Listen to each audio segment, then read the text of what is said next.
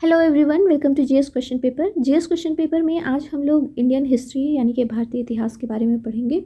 भारतीय इतिहास से रिलेटेड जितने भी मोस्ट इंपॉर्टेंट क्वेश्चन हैं जो कि यूपीपीएससी के द्वारा पूछा गया है, चाहे वो लोअर पीसीएस हो, आरओ यूपीपीसीएस से रिलेटेड क्वेश्चन है। फिर साथ ही साथ टीजीटी पीजीटी में भी आए हुए क्वेश्चन यहाँ पर रखे गए हैं, मोस्ट इंपॉर्टेंट है। आप लोग वीडियो को ध्यान से देखिएगा और लास्ट तक वीडियो में बने रहिएगा।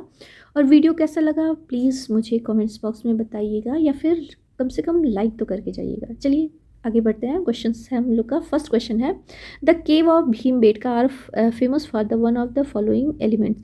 भीमबेटका की जो गुफाएं हैं निम्नलिखित में से किस तत्वों के लिए प्रसिद्ध है? मूर्तियों के लिए, शैल चित्रों के लिए, या गुहा वास्तु के लिए, या फिर मानव जीवाश्म के लिए? इसका सही आंसर क्या होगा? आप लोग अपने आंसर्स गेस करिए। इसका सही आंसर जो होगा वो बी ऑप्शन होगा। भीमबेटका की गुफाएं शैल चित्रों के लिए प्रसिद्ध हैं। ये एक पूरा पाषाणी कालिक स्थल है जहाँ पर हम लोग आदि मानव जिसको बोलते हैं उनके द्वारा बनाए हुए हम लोगों को रहने वाले आवासीय स्थल देखने को मिलते हैं और शैल चित्र। आइए इसका डिटेल देखते हैं। भीमबेटका की गुफाएं अपने शैल चित्रों के लिए प्रसिद्ध हैं। यह मध्य प्रदेश प्रांत के रायसेन जिले में एक पूरा पाषाण कालीन आवासीय पूरा स्थल है। आवासीय है यानी कि यहाँ पे वो लोग रहते भी थे। फिर यह आदिमानव द्वारा बनाए गए शैल चित्रों और शैलाश्रयों के लिए प्रसिद्ध है। ये चित्र मानव जीवन के प्राचीनतम भारतीय उपमहाद्वीपीय चिन्ह है। इसकी खोज किसने की थी ये पूछता है, क्वेश्चन पूछा भी है। 1957 से 58 में डॉक्टर वीएस वाकड़कर के द्वारा की गई थी। भीमबेटका क्षेत्र को ये क्वेश्चन आपके रिव्यू ऑफिसर में ही पूछा गया है, किसी ईयर में हमें याद नहीं है। भीमबेटका क्षेत्र को भारतीय पुरातत्व सर्वेक्षण भोपाल मंडल ने अगस्त 1990 में राष्ट्रीय महत्व का स्थल घोषित किया था और बाद में जुलाई 2003 में यूनेस्को ने इससे विश्व धरोहर स्थल घोषित किया है। इस पॉइंट को आप लोग ध्यान में रखिएगा। इसका चाहे तो आप लोग स्क्रीनशॉट भी लेकर के रख सकते हैं। चलिए नेक्स्ट क्वेश्चन है, दमदमा नामक पुरा स्थल जो है वो संबंधित है किस स्थल से? पूर्व पाषाण काल से, नव पाषाण काल से, ताम्र या फिर मध्य पाषाण काल से? इसका सही आंसर होगा डी ऑप्शन। ये है मेसोलिथिक पीरियड से यानी कि मध्य पाषाण काल से संबंधित है। इसका भी डिटेल यहाँ पर मैंने लिखा हुआ है। जो दमदमा नामक पूरा स्थल है वो मध्य पाषाण काल से संबंधित है और ये है कहाँ? तो उत्तर प्रदेश के प्रतापगढ़ जिले में है। और प्रतापगढ़ जिले में दो और हैं जैसे सरायनाहर और महदहा, ये भी दोनों भी बहुत ही इम्पोर्टेंट जो है पूरा स्थल है। यहाँ से जो दमदमा है वहाँ से हमें क्या प्राप्त होता है? तो हड्डी और सींग के उपकरण मिले हैं, इसी के लिए ये फेमस है।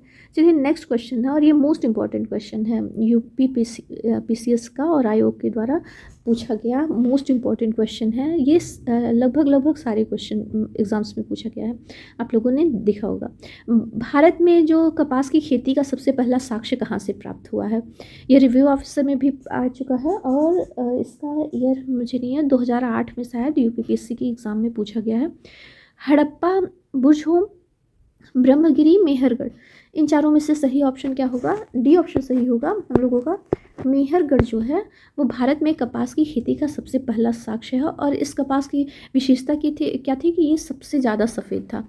तो चलिए इसके बारे में डिटेल भी देख लेते हैं। भारतीय उपमहाद्वीप में कपास के उपयोग के सबसे पुराने जो साक्ष्य हैं वो मेहरगढ़ से पाए गए हैं और ये पाए कैसे गए हैं? ये तांबे के मोतियों में संरक्षित पाए गए थे कपास के धागे। यह संसार में कपास का सबसे प्राचीनतम साक्ष्य है और यूनानी इसी कारण इस क्षेत्र को सिंडन कहने लगे थे जो कि सिंधु सभ्यता से सिंधु नदी से निकला हुआ है।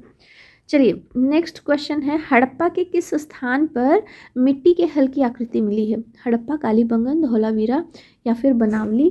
तो इसका सही आंसर क्या होगा? कहाँ से मिली है?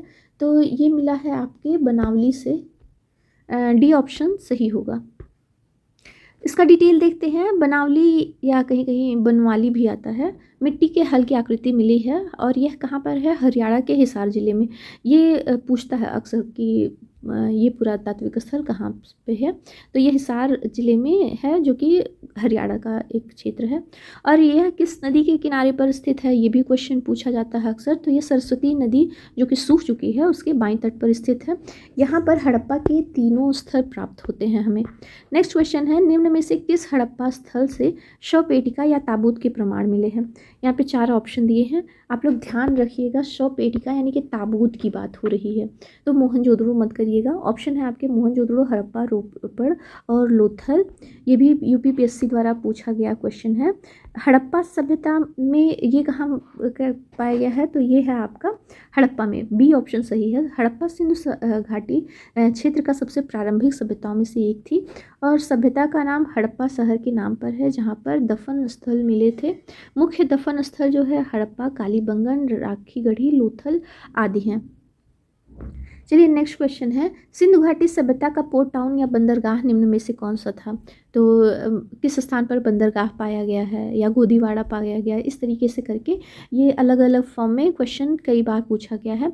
तो आपको बताना है कालीबंगा, रोपड़, लोथल, मोहनजोदड़ो, तो कहाँ पे हमें बंदरगाह या गोदीवाड़ा मिलता है, तो ये आपका है लोथल।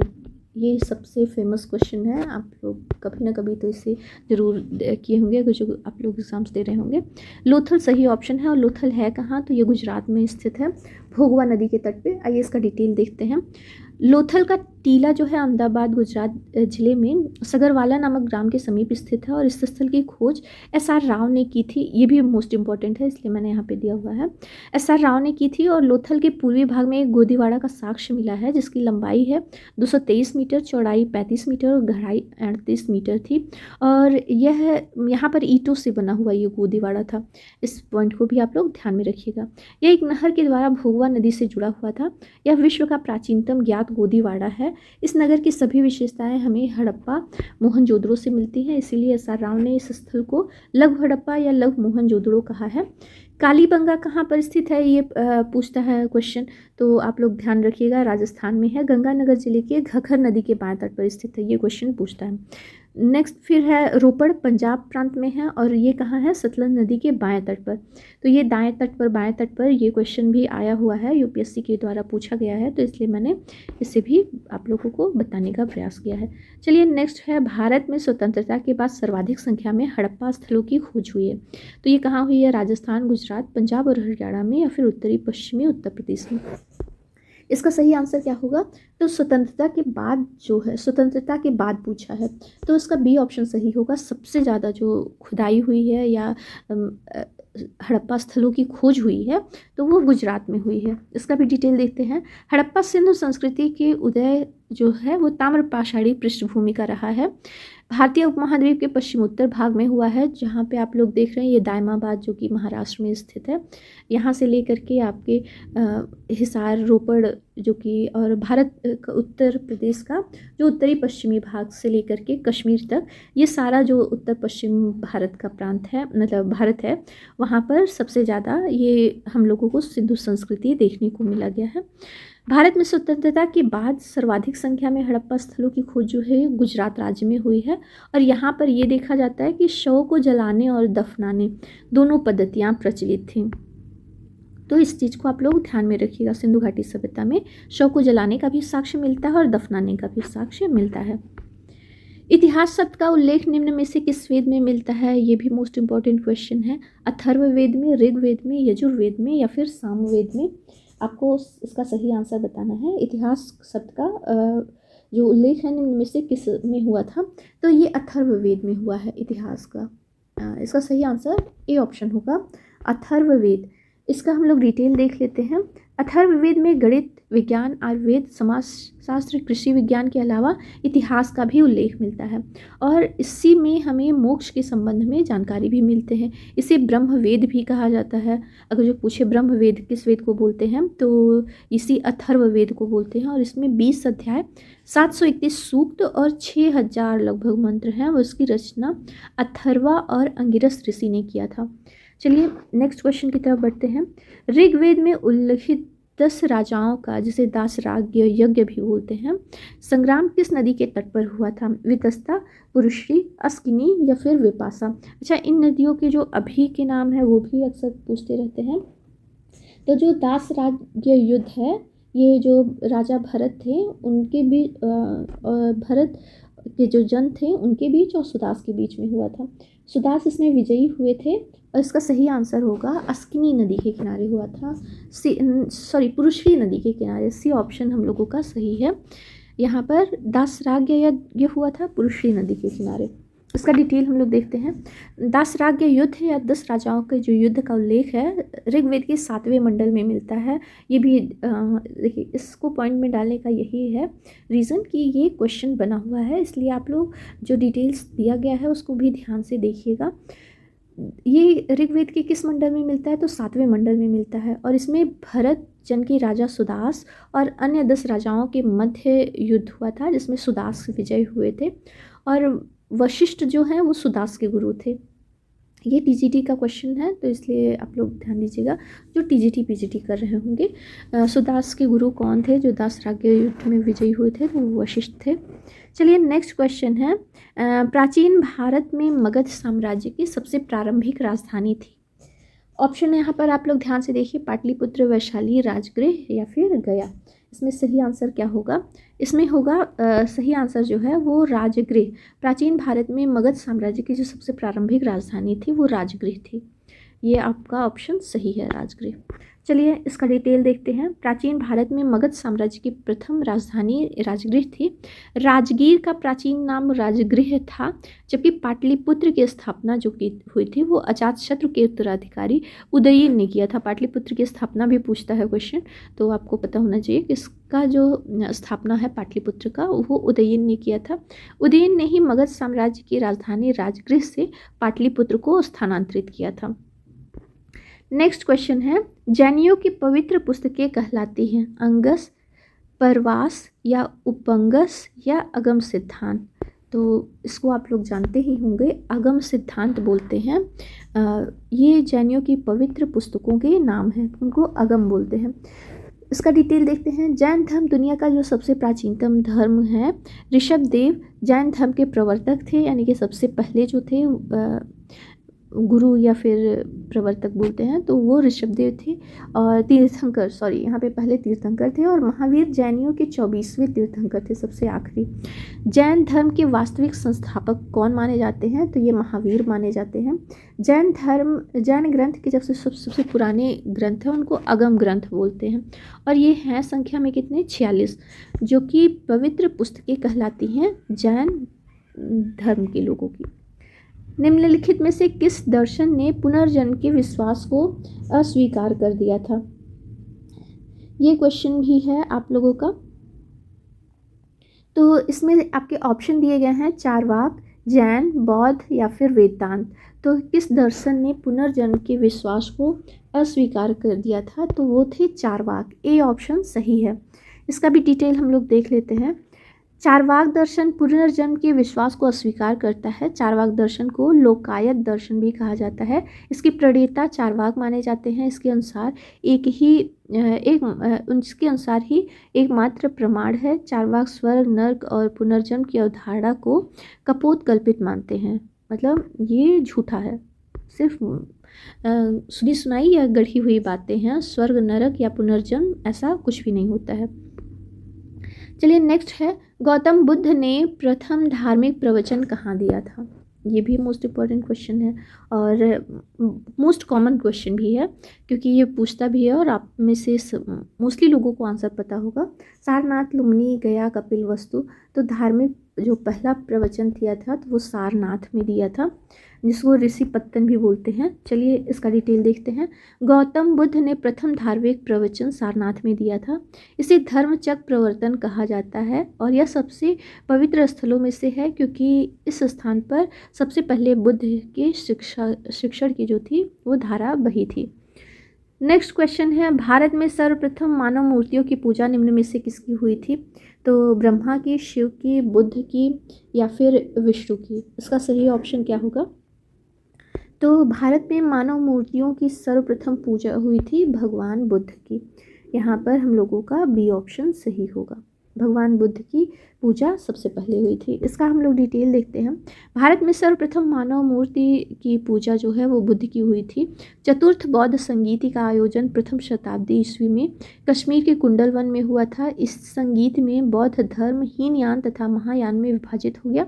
हीनयान बुद्ध के आत्मदीपो भव को अपना मूल मात्र मानते हैं, जबकि जो महायान है वो बुद्ध को देवता मानकर उनकी पूजा करते हैं। हालांकि देवमूर्ति की पूजा सिंधु सभ्यता से ही हमको मिलती मिलता है प्रमाण, लेकिन मानव को देवता माना गया है तो ये सर्वप्रथम बुद्ध को ही माना गया है, तो इसी के लिए इसमें बुद्ध ऑप्शन सही होगा। जबकि इनसे भी प्राचीन मूर्तियाँ भगवान विष्णु की, शिव की प्राप्त होती हैं, लेकिन ये नहीं। यहाँ पे पूछा है कि मानव मूर्तियों की पूजा, मानव को भगवान मान करके उसकी पूजा किया जाए, तो वो भगवान बुद्ध थे। भारतीय काल में बुद्ध के जीवन की किस घटना का चित्रण मृग सहित चक्र के द्वारा हुआ है? ये मोस्ट इम्पॉर्टेंट क्वेश्चन है, तो इसको ज़रूर पूछिएगा। यहाँ पे कुछ चिन्ह हैं जिनके द्वारा पूछता है कि किसके द्वारा हमें यह प्राप्त होता है, कि जैसे महाभिनिष्क्रमण दिया है, संबोधि दिया है, प्रथम उपदेश दिया है, निर्वाण दिया है, या उनका घर से निकलना, तो इन सारे चिन्हों को वो पूछता है, या उनके जन्म का। तो आप लोग इस क्वेश्चन को ध्यान से देखिएगा। पहला दिया है महाभिनिष्क्रमण, संबोधि, प्रथम उपदेश या फिर निर्वाण। तो भारतीय काल में जो मृग सहित चक्र दिया हुआ है, ये है आपका सही ऑप्शन प्रथम उपदेश, मृग सहित चक्र। इसके अलावा जैसे उनका जन्म का पूछता है तो कमल उनके जन्म का है, या फिर अगर जो बोधि वृक्ष पूछ लिया, इसको मैंने यहाँ नीचे लिखा भी है। भारतीय कला में बुद्ध के जीवन की घटना प्रथम उपदेश का चित्रण मृग सहित चक्र द्वारा हुआ है। बुद्ध से संबंधित घटनाओं के चिन्ह यहाँ पर डिटेल में दिए हुए हैं, आप इसका स्क्रीनशॉट लेकर के रखिएगा, क्योंकि ये सारे क्वेश्चंस पूछे जाते हैं। जैसे गृह त्याग जो घटना थी, उसको किस चिन्ह से, तो घोड़े से उसको दर्शाते हैं। महाबोधि मतलब जब उनको ज्ञान हुआ था, तो वो बोधि वृक्ष को दर्शाते हैं। या प्रवचन, जिसको धर्म चक्र प्रवर्तन बोलते हैं, तो ये मृग सहित चक्र। और जन्म, तो ये है आपका कमल। नेक्स्ट है चाणक्य का दूसरा नाम था भट्ट स्वामी, राजशेखर, विष्णुगुप्त या विशाखदत्त। इसका सही आंसर क्या होगा? इनका एक दूसरा नाम था जिसके नाम से उनको जाना जाता था, वो विष्णुगुप्त थे। सी ऑप्शन यहाँ पे हम लोगों का सही हो जाएगा। चाणक्य का अन्य नाम विष्णुगुप्त, कौटिल्य, द्विजर्षभ यानी कि श्रेष्ठ ब्राह्मण था। उन्होंने अर्थशास्त्र की रचना की थी, और कौटिल्य का अर्थशास्त्र राजनीति, लोक प्रशासन व अर्थशास्त्र पर आधारित था। कौटिल्य को भारत का मैकियावेली अगर जो पूछे किसे कहा जाता है, तो कौटिल्य को ही कहा जाता था। चंद्रगुप्त मौर्य ने अपना अंतिम दिन कहाँ पर व्यतीत किया? ये यूपीपीएससी 2011 में पूछा गया है, असिस्टेंट इंजीनियर के क्वेश्चन में। चंद्रगुप्त मौर्य ने अपने अंतिम दिन कहाँ व्यतीत किए थे? पाटलिपुत्र में, कन्नौज में, श्रावणबेलगोला में, या उपरोक्त में से कहीं नहीं। इसका सही आंसर क्या होगा? इसका आंसर होगा श्रावणबेलगोला में उन्होंने अपने अंतिम दिन व्यतीत किए थे। सी ऑप्शन सही होगा। इसका डिटेल यहाँ पर लिखा हुआ आप लोग देख सकते हैं।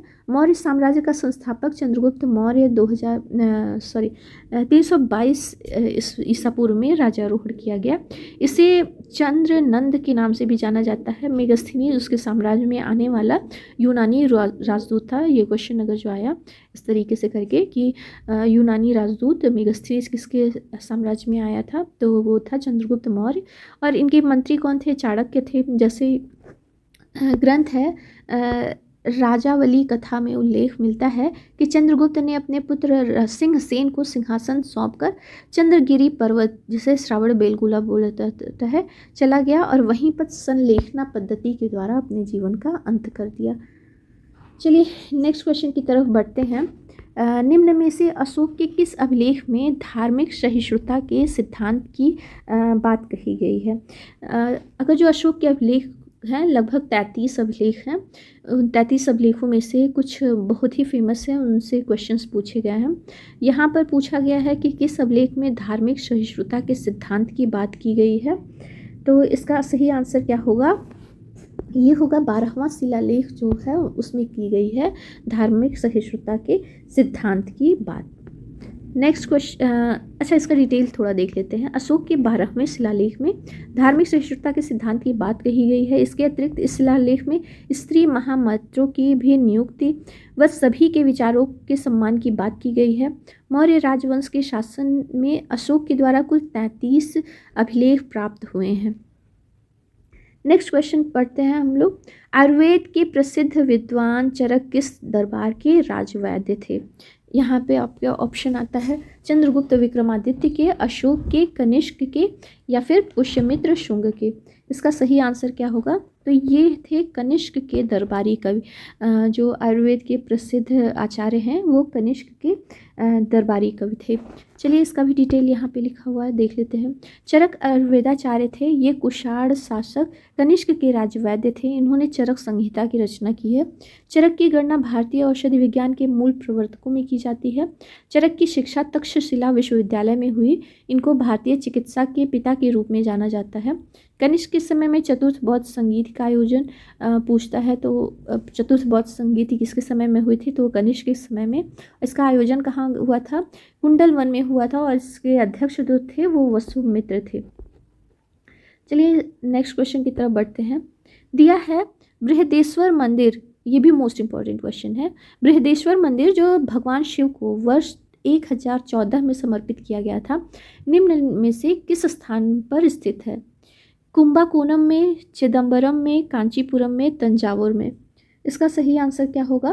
तो जो बृहदेश्वर मंदिर है ये तमिलनाडु के तंजावुर में स्थित है। डी ऑप्शन हम लोगों का सही होगा, तंजावुर में। बृहदेश्वर मंदिर तमिलनाडु के तंजावुर में अथवा तंजौर में स्थापित है। यह मंदिर चोल वास्तुकला का अद्भुत नमूना है। चोल शासक राज प्रथम द्वारा बनवाया गया है। यह मंदिर भगवान शिव को समर्पित है। इसके बनाने वाले कौन थे, तो वो राज प्रथम द्वारा बनवाया गया था।